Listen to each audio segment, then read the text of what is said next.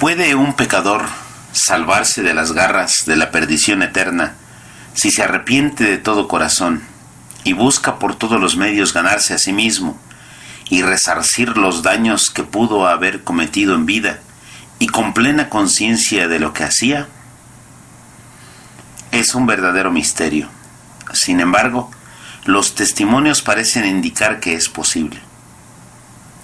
Ha habido ejemplos en la historia de lo que suponemos pueden ser casos de arrepentimiento y merecimiento del cielo. Hace poco lo comentaba con los alumnos a propósito de cuidarnos de confundir lo sagrado con lo santo, pues lo sagrado le pertenece exclusivamente a Dios y a su corte celestial, y lo santo puede ser alcanzable aún por las más diversas almas prestas y ávidas de la experiencia divina, a pesar de haber caído en tremendos errores.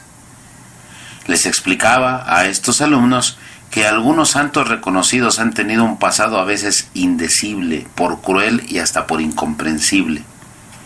El problema son los reduccionismos no exentos de ignorancia, que confunden eso mismo, lo sagrado con lo santo. Vale la pena reconocer con pensadores como Juan Carlos Moreno Romo, quien, haciendo eco del mismísimo Pascal y echando mano de pensadores de la talla de Remy Bragg, George Steiner y el mismo Joseph Ratzinger, entre otros, plasma en su Vindicación del Cartesianismo Radical del editorial Anthropos, página 392 y siguiente, una muy completa idea de cómo la filosofía ultramoderna ha claudicado de su primigenia intención de buscar la verdad, y peor aún, lo que nos vendía como la emancipación del yugo de la superstición religiosa, terminó dándonos una caricatura de reduccionismo y prejuicios con el tipo de confusiones como la que aludimos sobre las bestias que se creen ángeles, aun cuando no somos ni ángeles ni bestias. Si lo entendemos así, podremos aquilatar el peso de nuestros errores y clamar por la misericordia de Dios. De la misericordia de Dios nos han hablado grandes pensadores y santos. También los místicos y hasta los legistas de todas las épocas han tratado el asunto. En el ámbito de lo legal ya no cabe tanto hablar de la misericordia, sino del concepto del perdón. El lenguaje jurídico ya no adopta vocablos asociados a la religiosidad. La misericordia es el corazón palpitante del Evangelio, dice el Papa Francisco, Misericordiae Vultus, número 12. Las palabras dichas a través del profeta Ezequiel le dan la esperanza de la salvación al que comete iniquidades. Dice el profeta Ezequiel: si el malvado se convierte de todos los pecados cometidos y observa todos mis preceptos, practica el derecho y la justicia, ciertamente vivirá y no morirá. No se tendrán en cuenta los delitos cometidos por la justicia que ha practicado, vivirá. ¿Acaso quiero yo la muerte del malvado, oráculo del Señor Dios, y no que se convierta de su conducta y viva? Si el inocente se aparta de su inocencia y comete maldades, como las acciones detestables del malvado, ¿acaso podrá vivir? No se tendrán en cuenta sus obras justas, por el mal que hizo y por el pecado cometido morirá. Hasta ahí el profeta Ezequiel. Cuando el alma clama por la misericordia de Dios, es porque espera redimirse de los errores que reconoce haber padecido. El alejamiento de la bondad al ciudadano ultramoderno le parece tan ambiguo o relativo, que ya no es capaz de avisorar las situaciones por las cuales llega la perdición. Pareciera haberse trastocado la conciencia de las personas como para relativizar el efecto de las acciones de maldad, aunque nunca dejará de percibir en su interior el eco o el señalamiento ante los propios pecados. Por eso el célebre Salmo 129 nos recuerda dicho clamor del alma que se sabe perdida, o de la persona que desde la tumba dice: desde lo hondo a ti grito, Señor, Señor, escucha mi voz, estén tus oídos atentos a la voz de mi súplica.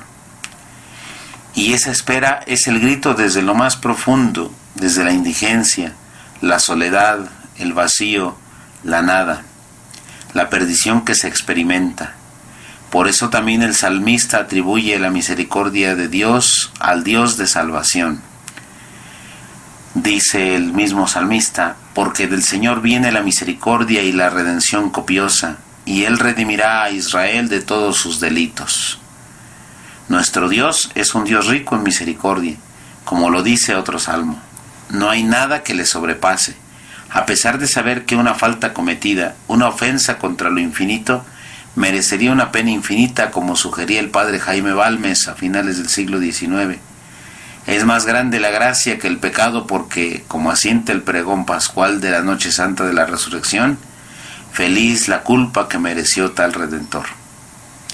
Para prepararse a la fiesta de la misericordia y del perdón, es necesario prepararse y hacer caso a las palabras de Jesús, cuando dice que, si cuando vas a presentar tu ofrenda sobre el altar, te acuerdas allí mismo de que tu hermano tiene quejas contra ti, deja allí tu ofrenda ante el altar y vete primero a reconciliarte con tu hermano, y entonces vuelve a presentar tu ofrenda. Esto en Mateo 5, versículos 23 al 24. No debemos perder esta oportunidad para reconciliarnos, para alcanzar esa misericordia. Y todavía más, es preciso preparar nuestro interior, que nuestra alma reconozca el valor de esa misericordia, como bien lo expresa nuestra filósofa mística cuando dice: no tengo necesidad de ninguna esperanza, de ninguna promesa, decía Simone Weil, para creer que Dios es rico en misericordia. Conozco esa riqueza con la certeza de la experiencia. Yo misma la he tocado. Lo que de ella conozco por contacto sobrepasa de tal modo mi capacidad de comprensión y gratitud que ni la misma promesa de felicidades futuras añadiría nada al significado que para mí tiene. De la misma forma que para la inteligencia humana, la adicción de dos infinitos no es una adicción. Esto dicho en su obra La gravedad y la gracia, editorial Trota, el año 2009, la página 55.